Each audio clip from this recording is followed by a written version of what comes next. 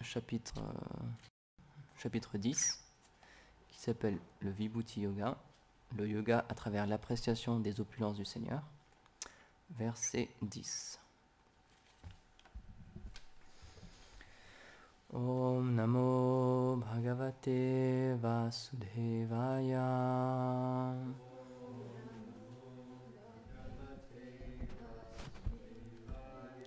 Om Namo Bhagavate Vasudevaya.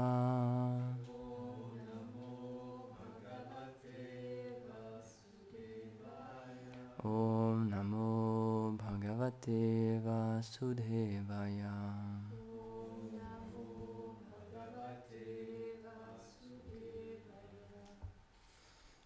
Tesham Satata Yuktanam Bhajantam Priti Purvakam Dadami Buddhi Yogam Tam Yena Mam Upayantite. Traduction. À ceux qui m'adorent avec amour, désirant ardemment mon association éternelle, j'accorde la connaissance transcendantale par laquelle ils peuvent venir à moi. Commentaire. Krishna réciproque avec le désir des êtres vivants. Il donne de l'intérieur des instructions à ceux qui veulent intensément devenir ses associés éternels, et il infuse dans leur cœur des qualités dévotionnelles pour qu'ils atteignent leur but pour toujours. Cette intelligence et ces qualités ne peuvent être obtenues que par sa miséricorde. Ce n'est qu'après avoir été bénis ainsi qu'ils atteignent Krishna.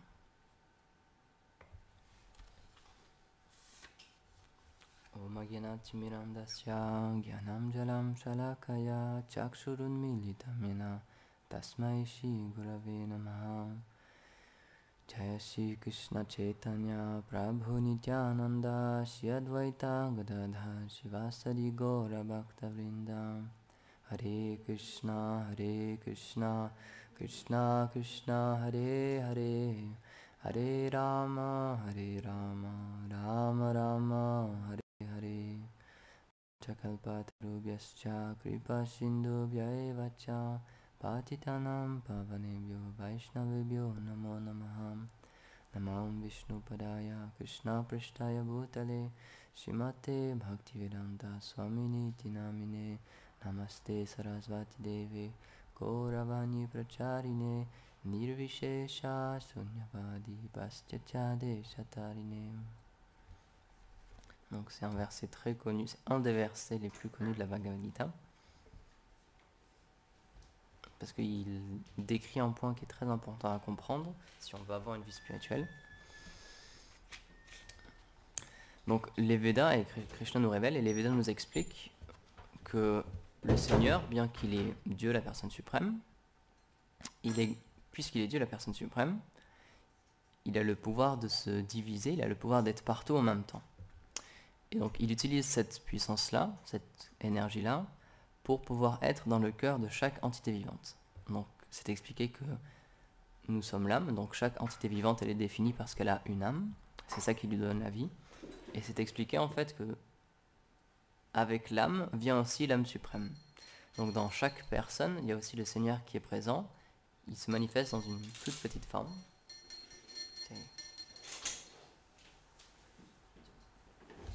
Donc c'est ce qu'on appelle le Paramatma. Donc c'est Krishna, c'est Dieu la personne suprême, mais qui vient pour nous accompagner, chacun d'entre nous. Donc c'est pas que... Donc oui, certes, Dieu existe aussi en tant qu'une personne dans sa planète, avec ses associés, etc. C'est l'image un peu populaire, donc Dieu qui est quelque part là-haut sur son nuage, mais il existe aussi en nous en fait.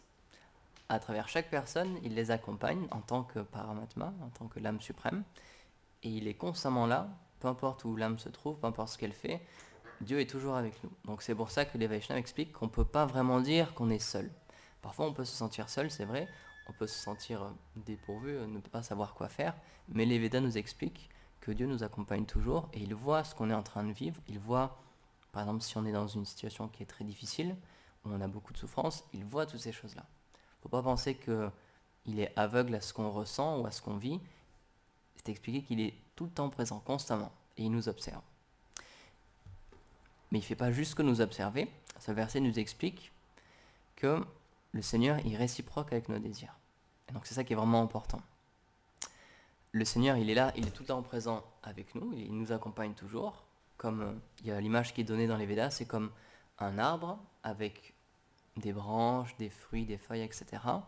Et il y a un oiseau qui est en train de manger des fruits, et il y a un autre oiseau qui le regarde.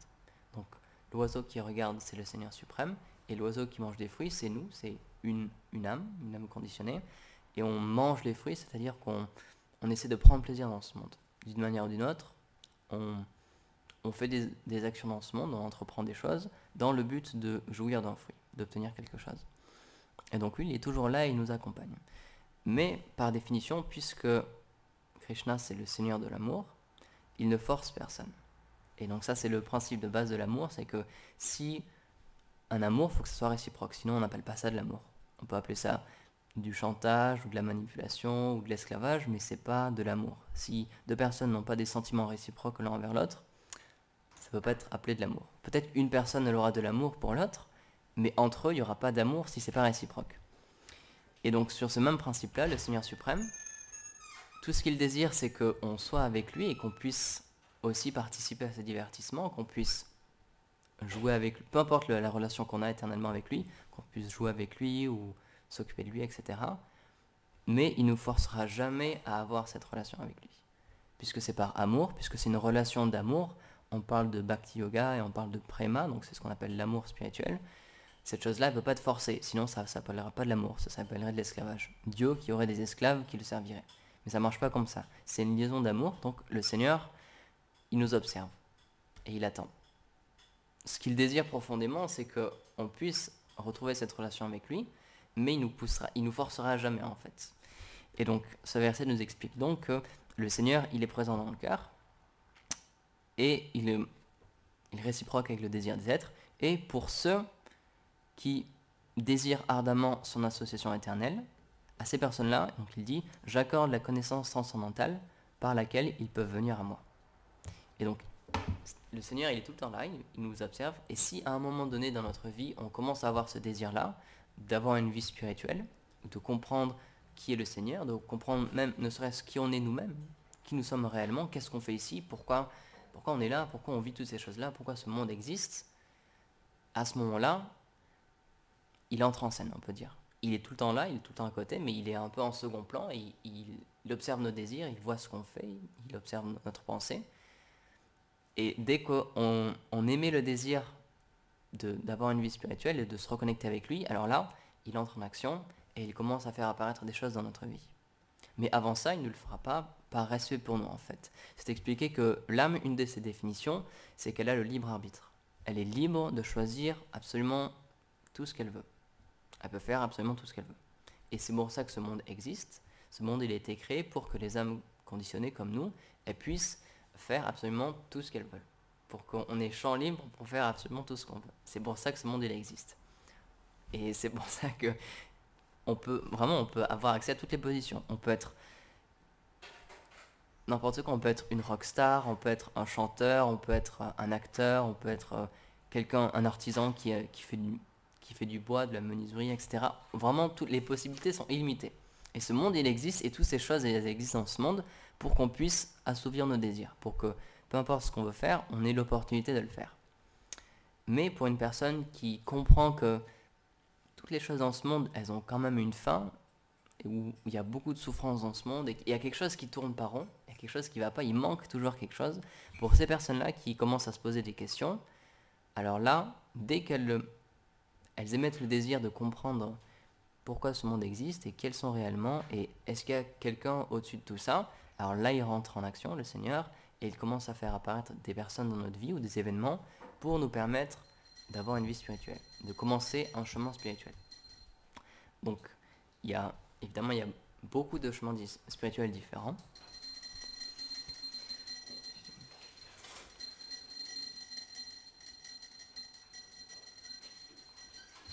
Donc il y a beaucoup de chemins spirituels différents, il y a beaucoup de différentes spiritualités qui sont données par le Seigneur à différents moments, à différents âges, à différents endroits aussi. mais c'est pas quelque chose de contradictoire. Ce qu'il faut bien comprendre, la philosophie Vaishnava elle est vraiment basée sur ce principe-là, c'est que, encore une fois, le Seigneur il réciproque avec nos désirs. C'est pas qu'il nous force à ce que lui voudrait qu'on soit. Et c'est pour ça que pour les personnes qui veulent avoir une vie spirituelle, il y a différents types de vie spirituelle qu'on peut avoir. On peut avoir différents désirs. Donc dans la Bhagavad Gita, il y a toutes ces choses-là qui sont expliquées, il y a tous les différents types de yoga qui nous sont donnés. Donc il y a le karma yoga, le jnana yoga, etc. Pourquoi? Parce que les êtres ont des désirs différents. Il y a certaines personnes qui veulent avoir foi en Dieu, ils ont conscience que Dieu existe, que Dieu est une personne, mais leur but, c'est pas de le rejoindre, c'est pas de vivre avec lui. Leur but, c'est de continuer à vivre dans ce monde, mais en ayant une situation favorable, en ayant une bonne santé, en ayant de l'argent, en ayant du succès, etc. Et donc ces personnes-là, elles vont prier le Seigneur, puisqu'elles ont conscience, elles ont la foi, elles ont conscience que Dieu existe, et qu'il est tout-puissant, qu'il peut donner tout ce qu'on veut, qu'il peut combler les désirs, c'est une des qualités du Seigneur. Donc ils utilisent le Seigneur de cette manière-là. Et ils ont une relation avec lui, mais d'échange. Je te donne ça, je fais une prière pour toi, je fais une austérité pour toi, je fais quelque chose, et en échange, j'obtiens des biens matériels, ou la santé, ou la réussite pour mes enfants, ou dans mon travail, etc. Et donc, encore une fois, ce qu'il faut comprendre, c'est que toutes ces voies-là, elles sont mises aussi en existence par le Seigneur. C'est lui qui permet à toutes ces personnes-là de l'adorer de telle manière pour obtenir ces fruits-là. Donc en tant que spiritualiste, même en tant que nous dans notre branche philosophique, en tant que Gaudiya Vaishnav, on ne doit pas penser que toutes ces voies-là, elles sont inférieures. On ne doit pas penser que ces gens-là, ils ne comprennent pas que le Seigneur, il a une existence propre, qu'il a une planète, et que nous, notre désir, c'est d'aller avec lui et de le retrouver. Il faut comprendre encore une fois que tout le monde a des désirs différents, et que pourquoi Krishna il manifeste toutes ces voies spirituelles pour combler les désirs de tout le monde. Et donc, avec cette vision-là, au contraire, on devrait encourager toutes les personnes qui ont une foi et qui ont une vie spirituelle de continuer et d'approfondir leur compréhension de ces voies spirituelles-là, encore une fois, parce que c'est leur désir. Srila Prabhupada, quand il était venu aux États-Unis, il y a certaines personnes qui lui posaient cette question, mais est-ce que du coup vous voulez convertir tout le monde à votre philosophie? Mais lui, ce qu'il a expliqué, il dit non. Si vous avez foi en Jésus-Christ, c'est parfait, c'est très bien, continuez. Vous pouvez chanter les mantras qu'on vous propose, le Mahamantra, et vous pouvez étudier cette philosophie, mais dans le but de accroître votre foi dans votre propre spiritualité.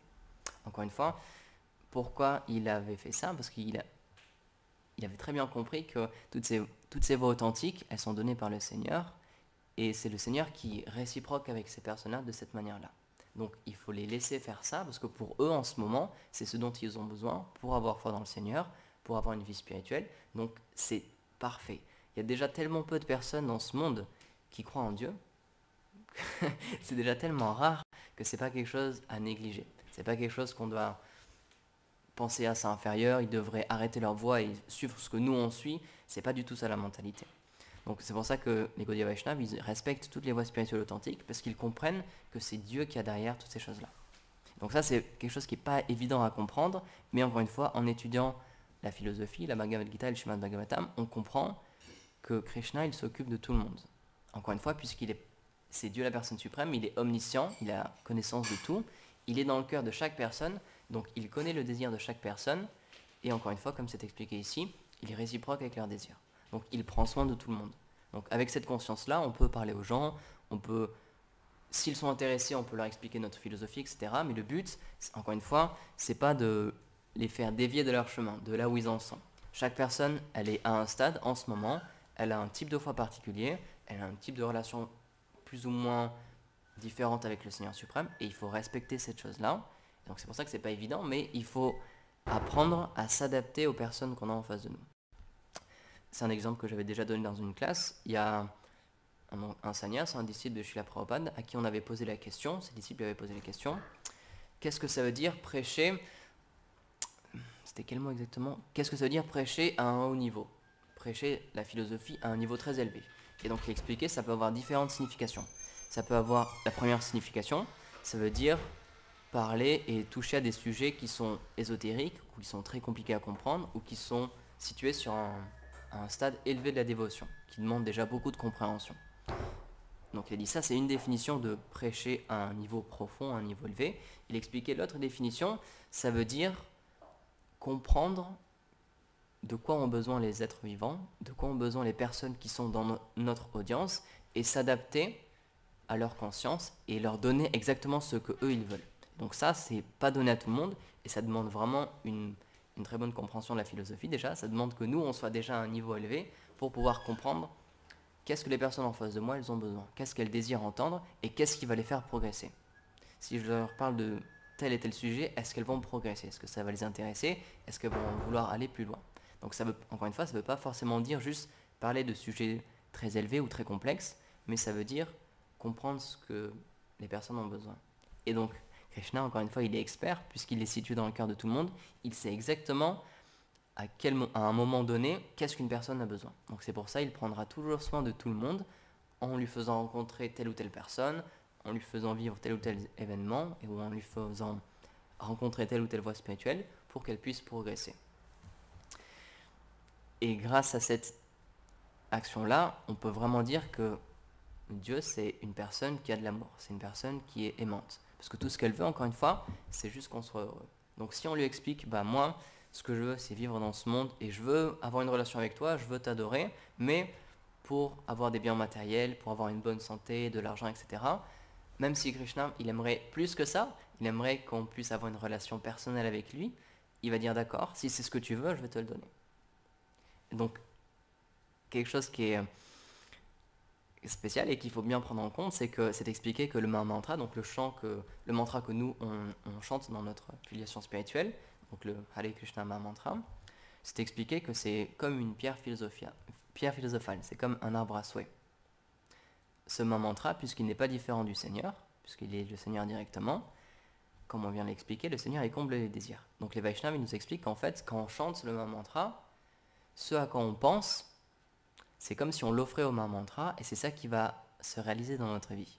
Donc c'est pour ça qu'il faut faire très attention à ce qu'on pense quand on chante les saints noms tous les jours, parce que qu'on le veuille ou non, puisque c'est un arbre à souhait, tout ce qu'on va penser quand on chante notre japa le matin par exemple, c'est quelque chose qui va se passer, qui va arriver dans notre vie. Puisque si dans notre mental on a telle ou telle pensée, Krishna il va voir ça et dire tu as tel ou tel désir, pendant que tu m'appelles, d'accord, je vais réaliser ces choses-là. Donc faut faire très attention encore une fois, parce que il y a des choses plus ou moins bonnes qui peuvent apparaître. Il y a une histoire à ce propos que j'avais racontée il y a un petit moment. Pour illustrer ce fait-là, donc c'est en Inde, il y a très longtemps, il y a un sage qui avait reçu une graine d'un arbre à souhait.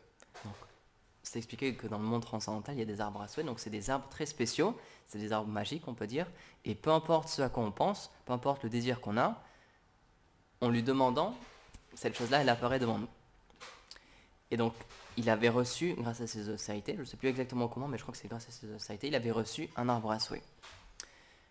Et donc, il avait essayé pour voir si ça marchait réellement, donc il avait demandé, je ne sais plus ce que c'était exactement, je crois que c'était une montagne d'or, quelque chose comme ça, et cette chose-là était apparue.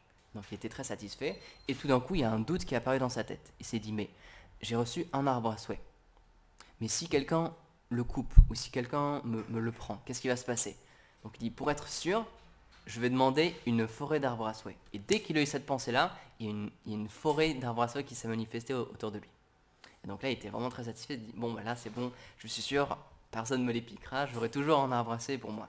Et à ce moment-là, dans son mental, il y a une pensée qui est arrivée, il s'est dit, mais maintenant je suis dans une forêt, et en Inde, dans les forêts, il y a des tigres, mais je vais me faire dévorer si c'est comme ça. Et au moment où il a pensé à ça, évidemment, il y a un tigre qui est apparu et qui l'a mangé. Donc cette histoire nous est donnée, mais il faut bien comprendre que c'est la même chose dans notre vie spirituelle à nous. Quand on chante le mantra, tout ce à quoi on pense, Krishna il va voir ces désirs-là, puisqu'il est dans notre cœur, même si nous on n'en a pas conscience, même si c'est machinal pour nous. C'est pour ça que, comme l'expliquait Charnishta, il faut toujours faire attention de contrôler notre mental et essayer de l'observer et voir à quoi il pense en ce moment, parce que il peut nous amener dans des situations très compliquées. Donc il faut faire vraiment attention quand on chante les saints noms, d'avoir un bon environnement pour pouvoir avoir l'esprit stable et contrôler nos pensées pour que notre mental ne soit pas perturbé et qu'on puisse diriger nos pensées juste sur notre désir à nous spirituel. Donc dans ce verset-là, c'est ce genre de personnes dont on parle. À ceux qui m'adorent avec amour, désirant ardemment mon association éternelle, j'accorde la connaissance transcendantale par laquelle ils peuvent venir à moi. Donc c'est pour ça que quand on a notre sadhana quotidienne, quand on chante par exemple le Mahamantra, il faut qu'on ait, la seule chose qu'on doit avoir dans notre esprit, c'est ce désir-là, de retrouver notre relation avec le Seigneur.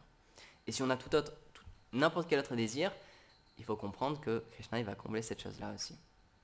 Donc il faut faire vraiment très attention. Et c'est pas évident, mais c'est pour ça qu'on fait ça tous les jours. C'est pour ça que ça s'appelle sadhana. C'est une pratique quotidienne, c'est une pratique régulière. Et à force, on s'améliore. Au début, c'est très difficile.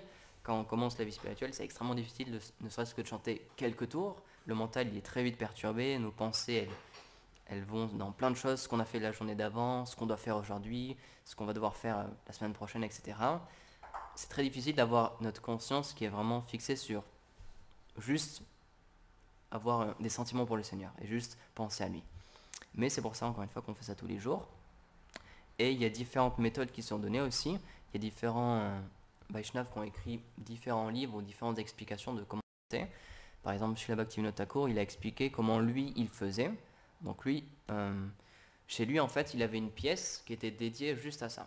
Il avait une pièce à lui où, quand il allait dans cet endroit-là, il fermait la porte et c'était un endroit qui était dédié juste à sa pratique, juste pour le chant des saints noms. Comme ça, quand il se mettait dans cet endroit-là, il avait conscience que bon, maintenant, j'arrête toutes les autres activités, je suis dans un endroit où la seule chose qui est importante pour moi, c'est mon adoration, c'est ma pratique spirituelle, c'est juste les saints noms. Donc tout dépend de là où on est, là où on se trouve, etc. Peu importe si l'endroit où on vit, dans la maison, etc. C'est bien d'avoir un endroit où on sait que tous les jours, quand je serai dans cet endroit-là, ce sera un moment qui est dédié juste à ma pratique spirituelle. Donc, ne serait-ce que même, par exemple, c'est quelque chose de tout bête, mais se dire, bon ben, je vais pas chanter sur mon lit. Le lit, c'est l'endroit où on dort, c'est l'endroit où on se relaxe, etc. C'est pas un endroit qui est forcément très opportun pour pouvoir être en méditation, on va dire. Donc, peu importe encore une fois où on se trouve, mais c'est bien de toujours trouver le même endroit et de se dire, bah là, comme ça, même notre esprit, en fait, physiquement, il va se dire, bah tiens, là, on est venu dans le moment de la journée où je vais avoir une pratique spirituelle. Donc, c'est quelque chose qui est mis en place par, pas les spiritualistes, mais juste les personnes, par exemple, qui font des études. Les étudiants, c'est bien connu, ils ont leur coin à eux, ils ont leur table, ils ont leur bureau, et ils se disent, bon, bah, quand je me mets au bureau, j'arrête tout le reste, je pense à plus rien, et c'est mon espace juste de travail. Bah nous, c'est la même chose, en fait. Il faut qu'on prenne aussi ces résolutions-là et ces habitudes-là de se dire, bah tiens, à tel moment de la journée, c'est mieux si c'est toujours le même moment, comme ça notre mental, c'est comme une routine pour lui, et même inconsciemment, il s'habitue et se dit, bah tiens, maintenant, je sais que ça va être le moment où on va avoir une pratique spirituelle, où je vais chanter les saints noms, par exemple. Comme ça, faut qu'on prenne, parce qu'en fait, c'est tellement difficile, notre mental, il est tellement agité, c'est tellement difficile d'avoir une pratique spirituelle sincère et claire et précise, qu'il faut vraiment prendre tous les atouts de notre côté, il faut vraiment faire le maximum pour nous aider en fait dans ces choses-là. Encore une fois, c'est pour ça que c'est vraiment des livres très intéressants, l'explication de Srila Bhaktivinoda Thakur. Il y a aussi, c'est Mahanidhi Swami aussi qui a écrit un livre qui s'appelle L'art de chanter les saints noms. Malheureusement, il n'existe pas en français encore, il existe qu'en anglais. Et il donne plein de techniques, entre guillemets, pour nous aider à avoir un environnement favorable, en fait. Parce que c'est ça le plus compliqué, c'est dans l'âge actuel, en 2022, dans le Kali Yuga, il y a tellement d'énergie partout, il y a tellement d'informations, il y a tellement de choses autour de nous, que c'est très difficile de prendre juste un temps pour nous, se couper du monde un petit peu, pour pouvoir entrer à l'intérieur de nous, entrer dans notre cœur, et avoir une pratique spirituelle. Donc c'est pour ça qu'il faut vraiment mettre toutes les chances de notre côté pour avoir notre espace dédié ou notre moment dédié dans la journée pour nous aider en fait à avoir un mental pacifié. Et c'est aussi pour ça que en tant que spiritualiste, même dans le reste de la journée, c'est pas juste que le matin on a une pratique spirituelle et le reste de la journée on oublie complètement cette chose-là et on pense à n'importe quoi et on ne surveille plus notre mental. C'est une pratique qui doit aller tout au long de la journée. Et c'est comme c'est comme une habitude en fait, comme on expliquait Tchernyshla, c'est comme dompter en fait un enfant qui est turbulent. On doit toujours le surveiller, on doit toujours voir à quoi notre mental pense, vers où sont portées nos pensées et essayer de maîtriser ces choses-là. Et encore une fois, c'est intéressant de voir que ça, c'est pas juste quelque chose qui est mis en pratique par des spiritualistes. Si vous lisez l'interview de n'importe quel sportif de haut niveau, par exemple, j'avais lu une interview de quelqu'un qui était à un niveau olympique, quelqu'un qui faisait donc un sport à un niveau olympique, et il expliquait le jour d'avant ou l'heure d'avant où il a vraiment son épreuve, où il passe vraiment pour son record ou son moment en fait, cette personne-là, elle s'isolait, elle restait seule et elle coupait vraiment toutes ses pensées. Elle se mettait vraiment juste dans une mentalité de se dire bon, maintenant je pense à l'effort qui va être en face de moi, je pense à tout ce que j'ai pratiqué avant, tout l'entraînement que j'ai eu, et la seule chose qu'il a dans son esprit, il est focalisé juste sur l'effort qu'il va avoir à fournir. Il a vraiment un esprit fixe et il se dit bon ben maintenant, le plus important pour moi c'est ça. Et dans 1 heure ou 2 heures, j'ai cette épreuve-là qui va m'attendre, et donc je m'y dédie complètement. Et il ne prend pas le temps pour avoir d'autres distractions. Donc si quelqu'un fait ça pour ne serait-ce que juste une pratique sportive, nous alors c'est encore plus adéquat. C'est vraiment quelque chose, il faut comprendre que c'est pourquoi tout le monde fait ça et pourquoi c'est des techniques et des méthodes qui sont appréciées, parce que ça marche. Pourquoi les sportifs de haut niveau, c'est pas juste des personnes qui ont un entraînement physique, certes c'est des personnes qui sont physiquement elles sont à un niveau supérieur à la moyenne des gens, mais ils ont aussi tout un mental d'acier. Et c'est pour ça que maintenant c'est connu, tous les footballeurs, etc., ou même les boxeurs, etc., toutes les personnes qui pratiquent un sport à un très haut niveau, ils ont aussi une cellule psychologique. Ils ont aussi des personnes qui les accompagnent pour leur permettre de dompter leur mental et de mettre tous leurs efforts juste dans une activité. Donc pour nous c'est la même chose, encore une fois, on doit apprendre à contrôler notre mental et à lui dire bon ben maintenant, tout ce que je veux c'est que tu sois concentré juste sur cette chose-là. Donc par exemple le matin quand on chante, je veux que maintenant tu concentres toute ton attention sur les saints noms et sur ta relation avec le Seigneur. Et si on fait cette chose-là, ça va nous aider énormément à ne serait-ce que juste chanter et d'avoir un mental apaisé et qui va nous permettre de développer une vie spirituelle.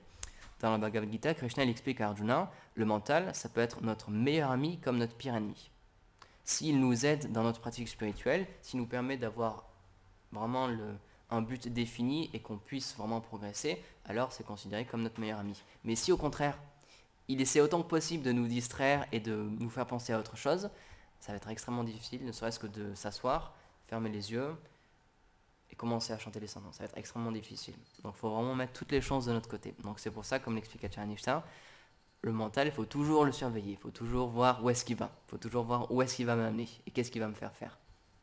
Donc c'est quelque chose qui n'est pas évident, mais c'est une pratique à laquelle on s'adonne tous les jours et on essaye de contrôler notre mental. Et tout le reste de nos activités, qu'on habite juste chez nous, qu'on soit au travail ou comme certains d'entre nous qu'on vive dans un temple, tout le reste de la journée, toutes les activités qu'on fait, elles doivent être aussi faites avec cette conscience-là, de se dire où est-ce qu'est mon mental, à quoi il pense, et essayer toujours de le garder sous contrôle.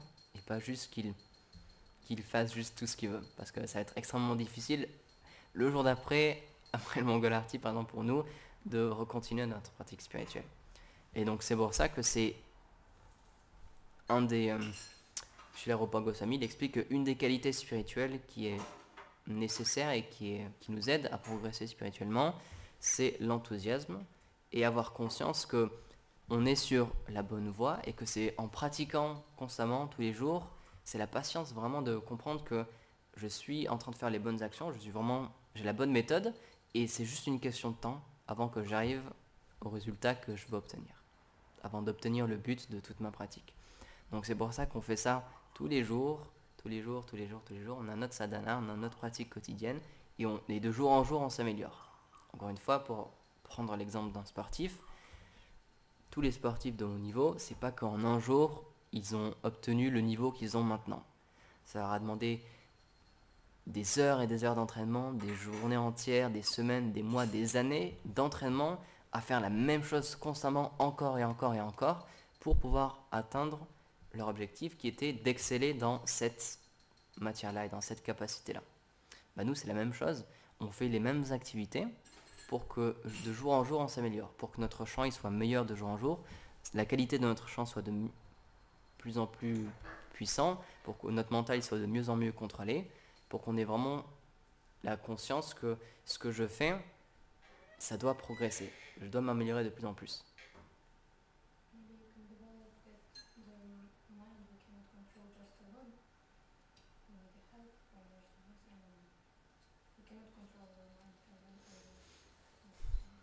Donc Samuel fait un point qui est intéressant, c'est vrai que contrôler le mental, qu'est-ce que ça veut dire? Donc on ne peut pas le faire par nous-mêmes, parce que c'est très difficile, encore une fois, si on est juste avec nous-mêmes, de contrôler notre mental. Donc une des méthodes qui est donnée, c'est de s'associer avec des personnes qui ont cette pratique-là.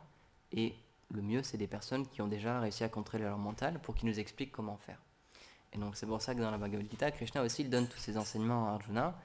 Et lui qui était sur un champ de bataille, Arjuna qui s'apprêtait à combattre, il lui explique comment dans cette situation à lui, là où il se trouvait, alors que, donc au début c'est expliqué, il était complètement désemparé, il avait plus du tout envie de combattre, il avait une attaque de panique en fait, son corps commençait à trembler, il commençait à suer, il avait la tête qui tournait, il n'arrivait même plus à tenir son arc, il était complètement perdu, il savait plus quoi faire, et son mental il partait dans plein de directions, et il lui disait mais non mais faut que tu abandonnes tout, faut que tu partes dans la forêt, oublie tout ça, juste disparaît dans la forêt. Et Krishna il lui explique comment faire pour arriver à contrôler son mental et que l'intelligence prenne le dessus. Donc c'est pour ça que, encore une fois, c'est très important d'avoir une association avec des personnes saintes qui ont ces capacités-là, qui comprennent comment gérer le mental et qui comprennent comment contrôler cette chose-là qui est en nous, pour qu'elles puissent nous apprendre à nous aussi développer, si possible, une meilleure vie spirituelle. Et encore une fois, c'est vraiment ça le but, c'est de comprendre que comme un sportif de haut niveau, ça va prendre du temps. Mais c'est normal. C'est juste que de jour en jour, on doit progresser. Même si c'est ne serait-ce que 1% ou 0,1%, même si aujourd'hui ma pratique elle est meilleure de 1%, c'est pas grand-chose, mais si elle est meilleure de 1%, dans 10 jours, dans 20 jours, dans 1 mois, dans 2 mois, dans 1 an, dans 5 ans, dans 10 ans, j'aurai beaucoup progressé par rapport au là où je me trouvais avant. Donc je vais finir sur ce point-là. C'est pour ça que Gurudev nous explique souvent que ce qui est très important d'avoir dans notre vie, c'est de l'introspection. Chaque jour, on devrait, par exemple à la fin de notre journée, on devrait prendre un petit peu de temps, s'arrêter et évaluer tout ce qu'on a fait, voir à quoi on a pensé dans la journée, les actions qu'on a effectuées, avec quelle conscience, etc. pour pouvoir se dire, bon, qu'est-ce que je peux mieux faire demain? C'est vraiment un principe d'amélioration pour que le lendemain, on ait une pratique spirituelle qui soit encore plus profonde et qui soit encore plus développée en fait que le jour d'avant. Et en ayant cette conscience-là, de jour en jour, on va pouvoir s'améliorer. Et un jour, on va pouvoir être qualifié pour pouvoir pleinement comprendre notre relation avec le Seigneur. Et pour qu'on puisse le réaliser pleinement. Parce que c'est bien ça le but de notre pratique, pourquoi on fait toutes ces choses-là, pourquoi on se lève le matin, pourquoi on chante, etc. C'est pour pouvoir comprendre quelle est notre relation avec le Seigneur. Qui je suis pour lui, qui je suis avec lui. Donc c'est expliqué qu'il y a différents types de relations qu'on peut avoir. Pour certains, ce sera une relation plus d'amitié, d'autres, ce sera une relation comme un parent, ou comme un serviteur, ou comme un amant. Peu importe, ça c'est personnel, chaque personne elle aura sa relation, et c'est une relation qui est unique avec le Seigneur. Mais notre but, il faut bien comprendre que c'est ça. C'est de comprendre qui je suis réellement en fait, et qui est le Seigneur pour moi, et comment retrouver ma relation avec lui.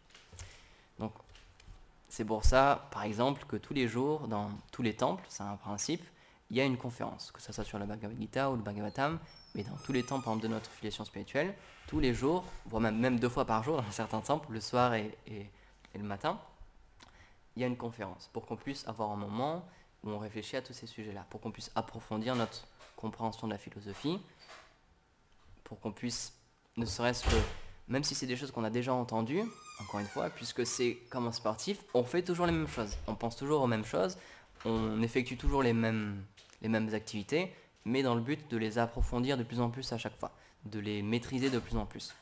Donc c'est pour ça que par exemple la Bhagavad Gita, c'est quand même un petit livre, c'est pas si grand que ça, il y a 18 chapitres, c'est pas énorme quoi. Je sais pas, do you know how many verses there are in Bhagavad Gita? I don't know.